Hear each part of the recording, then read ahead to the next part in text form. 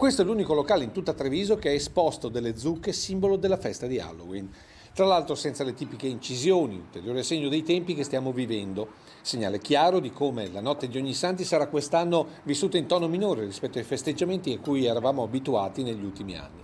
Del resto il motivo è sempre lo stesso, evitare assembramenti.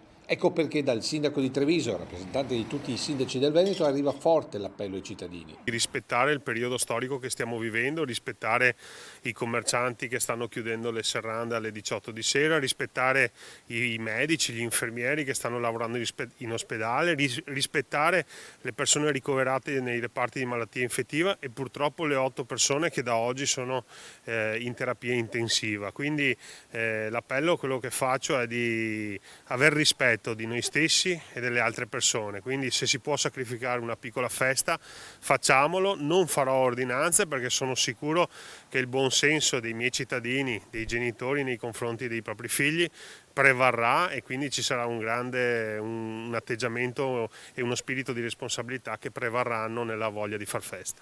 Un appello al quale si unisce anche lo sceriffo di Treviso, diventato un po' il nonno di tutti i trevigiani. Purtroppo dobbiamo fare ossequio a tutte le disposizioni e le regole date dal governo. Raccogliamo l'invito anche del sindaco e quindi questa festa, che era una festa della gioventù, purtroppo bisogna lasciarla perdere.